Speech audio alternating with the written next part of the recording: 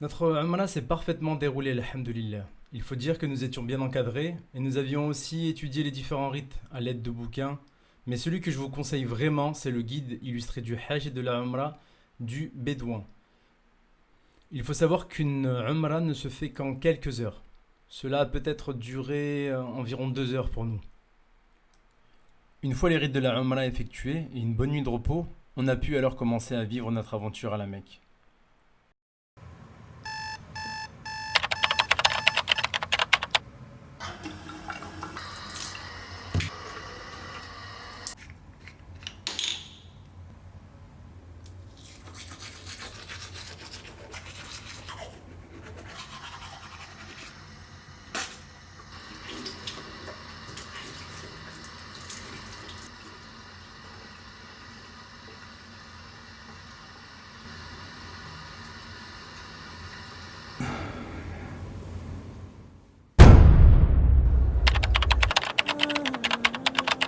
Un quotidien rythmé de prière et de méditation.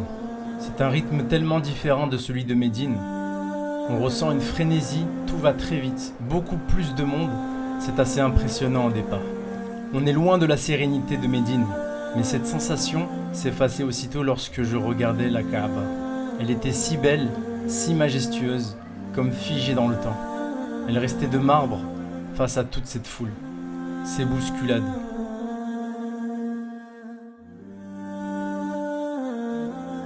Je pouvais rester des heures à la regarder, surtout lorsque l'on sait que le simple fait de poser ses yeux dessus était à lui seul un acte d'adoration. Là on est dans le Tawaf. Comme vous pouvez voir, c'est très serré. Certains jours étaient rythmés de tawaf. Le tawaf, c'est tourner 7 fois autour de la Kaaba en y faisant des invocations. C'est aussi un acte d'adoration, facultatif, mais que j'aimais faire pour me sentir encore plus proche de Dieu.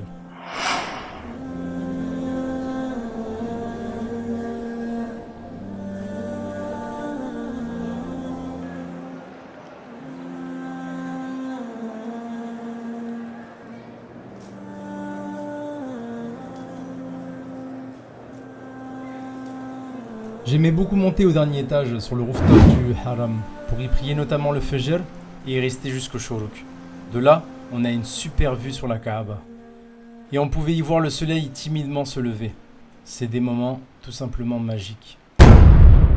J'espère que tout le monde se porte bien, profitez de la mosquée. On est là pour la spiritualité, pour me rapprocher de Dieu.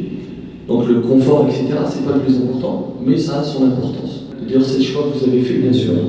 Je suppose que le critère numéro 1, c'était pas d'être avec moi, mais c'était la proximité. Le 2. Très bien. Très bien. Et les deux, alors. C'est que la vie commence toujours demain. C'est qu'il est toujours possible de recommencer. Et on a cette fameuse phrase qui dit « Chaque pécheur possède un avenir », ou plutôt chaque pieux possède un passé, et chaque pécheur possède un avenir. Parce que le malheur, la tristesse, elle est liée, entre autres, au fait de ne pas savoir ce que l'on fait sur Terre. Vous savez, des gens qui vivent pour vivre. Ils ne savent pas ce qu'ils font ici. Et la plus grande des catastrophes, c'est de connaître trop tard nos objectifs sur Terre. Un jour, il est dans une mosquée, il donne une conférence, il parle de l'amour. Et il interpelle l'assistance et il leur dit « Est-ce que vous dites à votre épouse, il a en face de lui des hommes, est-ce que vous dites à votre épouse je t'aime ?» Et là, il y a un malaise qui se crée dans la mosquée. Et quelques temps après, Rachid il revient dans la même mosquée, quelques mois après. Et il repose la question, ou plutôt, le Hajj vient voir Rachid. Il lui dit, tu sais, l'autre jour, quand tu nous as donné ce conseil, je suis rentré chez moi, j'ai vu le Hajja. Je lui dis, le Hajja, je t'aime. Tu sais ce qu'il lui a répondu? Hajj Mohamed, je suis Hajj Mohamed, t'as vu? Voilà la montagne de Tawr, dans laquelle se trouve Rar Tawr. C'est la grotte ou la fosse dans laquelle s'est réfugié le prophète sallallahu alayhi wa sallam. La Mecque a également eu son lot de visites, avec des lieux chargés d'histoire et incontournables de notre religion. Lorsqu'il a quitté la Mecque vers Médine et qu'il était pourchassé par les Qurayshites. Cet épisode il est très important parce que lorsqu'ils sont dans la fosse, vous avez Abu Bakr qui va à un moment donné, parce que c'est un être humain, on l'a rappelé hier, les compagnons, les prophètes, ce sont des êtres humains. À un moment donné, il va non pas perdre la foi, mais s'inquiéter quelque peu. Et parce que, il va dire au prophète sallallahu alayhi wa sallam, mais ils sont à quelques mètres, il suffit que l'un d'entre eux regarde à ses pieds pour nous voir. Et le prophète, que la paix soit sur lui, il a le cœur apaisé. Et il dit d'ailleurs à son compagnon, et la parole est citée dans le Coran, ثاني اثنين إذ هما في الغار إذ يقول لصاحبه لا تحزن إن الله معنا. Lorsqu'ils sont à deux dans la grotte, le prophète sallallahu alayhi wa sallam va dire à son compagnon, ne t'attriste pas, Allah est avec nous. Et ça c'est un message pour tous les musulmans, c'est un message qui est intemporel, c'est une vérité intemporelle. Lorsque vous êtes face à un apparent indépassable, lorsque vous êtes face à une épreuve inextricable, eh bien sachez qu'Allah subhanahu wa ta'ala est toujours la porte à laquelle il faut toquer. Allah subhanahu wa ta'ala est toujours disponible si vous avez la foi. Nous voilà à Arafat. Le prophète sallallahu alayhi wa sallam dit dans une tradition prophétique, Al-Hajj Arafat. Le Hajj c'est Arafat. Le mont Arafat, près de la Mecque, situé à 25 km à l'est de la Mecque. Et le prophète, que la paix soit sur lui, il avait de courtes phrases comme celle-ci, courtes et efficaces, dans lesquelles il délivrait des messages. Et voyez la chaleur, vous sentez là? Pendant le Hajj c'est encore pire que ça. Et c'est pour ça que je vous disais que la Umrah c'est du confort par rapport au grand pèlerinage. Alors ici il n'y a pas d'adoration spécifique, rien du tout, il n'y a pas de prière à faire. Lors du Hajj, celui qui se trouve à Arafat, le jour de Arafat, ne doit pas perdre une minute entre midi et le coucher du soleil pour demander le pardon de Dieu.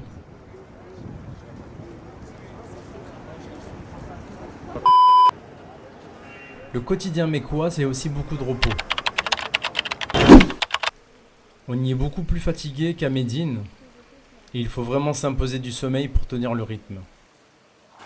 Je reviens du coup sur l'importance du choix de l'hôtel. Il n'est pas question de luxe, mais de confort. Plus votre hôtel se rapproche du haram, et plus il sera forcément haut de gamme.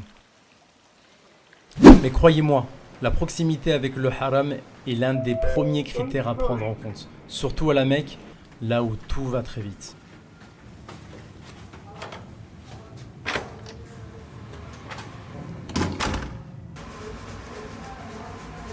Petit tuto mes frères, du turban en mode taliban. Je me sers du miroir pour vous montrer.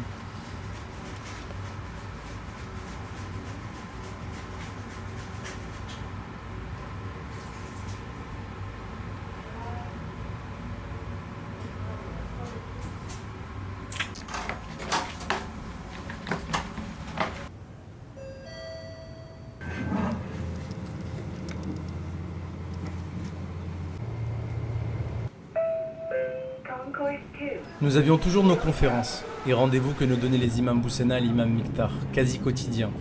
C'est ce qui a vraiment fait la différence dans notre... voilà. Aujourd'hui, on va aborder un thème très important pour tout musulman, puisqu'il s'agit du lavage mortuaire. Et donc, on va vous proposer la formation de manière pratique et non théorique, Inch'Allah, avec une démonstration en direct. Ses pieds en direction de Qibla. S'il se lève, qu'est-ce qui serait en direction de Qibla en fait? Vas-y, lève-toi. Qu'est-ce qui serait sans visage? Ah oui, j'ai aussi joué le caméraman.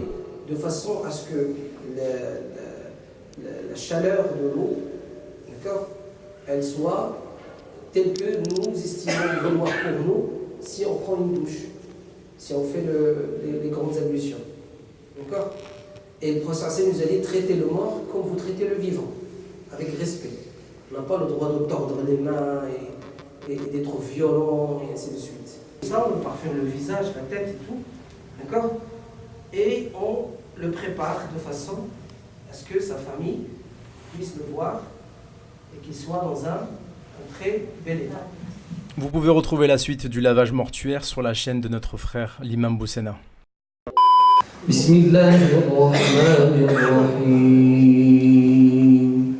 يسألك الناس عن الساعة قل إنما علمها عند الله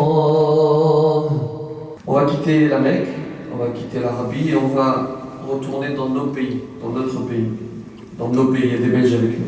Il va falloir apporter plus que des dates et de l'eau de Zamzam. Essayons d'apporter la réforme que nous avons entreprise ici. Essayons d'apporter ce que nous avons appris. Essayons d'apporter cette spiritualité que nous avons construite ici, Inch'Allah. Nous avons tendance à observer et à donner de l'importance au regard horizontal. Vous allez peut-être vous habiller, peut-être faire un certain nombre de choses en fonction de ce que les autres vont penser. C'est naturel, c'est humain. Je ne dis pas que c'est bien ou mal, c'est un constat. C'est ainsi que nous sommes doués. Beaucoup, alhamdoulilah, ont cette réaction, ont cette habitude de regarder vers le haut, d'avoir une relation verticale, mais pas tout le monde. Et c'est cela qu'il va falloir développer, la relation avec le Créateur. Dès que nous sortons de nos foyers, nous sommes des comédiens. Et ce n'est pas un reproche, c'est naturel. Vous pensez que je parle comme ça à mon épouse, au sein de mon foyer? C'est naturel, c'est pas forcément malsain. Par contre, il y a un endroit sur Terre dans lequel, parmi quelques-uns, mais notamment un endroit dans lequel il n'y a plus de comédie, c'est au sein du foyer, avec sa famille. Pourquoi? Parce que tu passes trop de temps avec ta famille pour jouer le comédien. La comédie ne résiste pas au temps. Et le prophète sallallahu alayhi wa sallam te dit, dans cet endroit dans lequel il n'y a pas de comédie, sois le meilleur. Et si tu es le meilleur dans un endroit dans lequel tu ne joues pas de comédie, alors a fortiori, à plus forte raison, à l'extérieur de cet endroit, tu seras le meilleur. Des conférences toujours aussi pertinentes et qui donnent du sens à notre vie, à notre voyage, et toujours dans la joie et la bonne humeur. J'étais en train de dormir un petit peu, le peu de temps que j'ai dormi, un de sommeil bizarre, et voilà que Hassan vient me réveiller, l'Afrique. Et quand il me réveille, il me fait bouger les pieds. Il ne faut jamais réveiller quelqu'un par ses pieds. Je vous le dis, hein. Pourquoi? Parce que la mort, elle vient des pieds. Elle commence par les pieds. Il me réveille comme ça. Heureusement.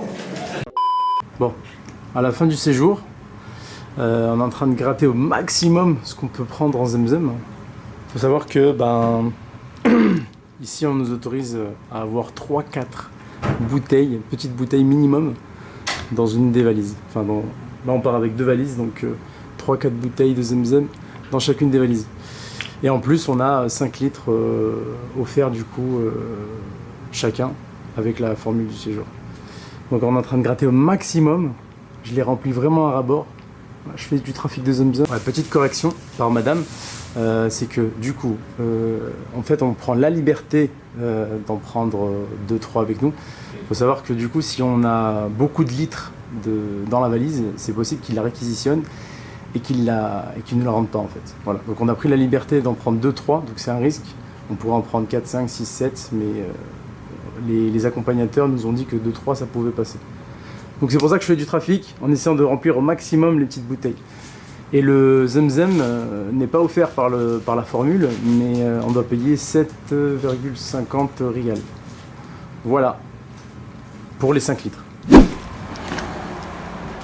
Next. Oh. Next. Oh. C'est trop bizarre de remettre des pantalons. Vraiment, vraiment. Très très bizarre.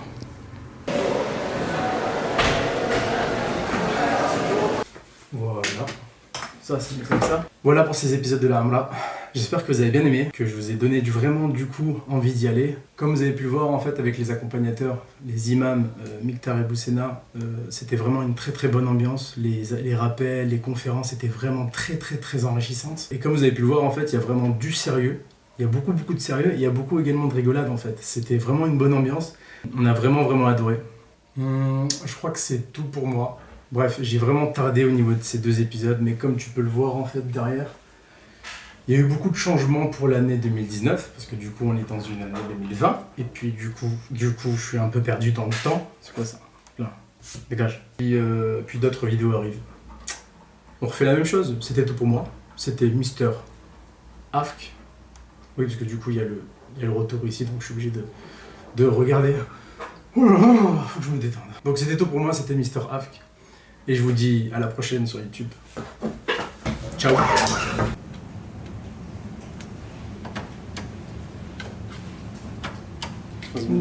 Hein Osmani.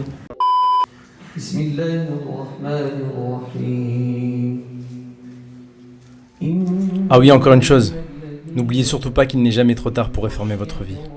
Sur ces bons conseils, prenez soin de vous. C'était votre frère Bilal. Et je vous dis à la prochaine sur YouTube.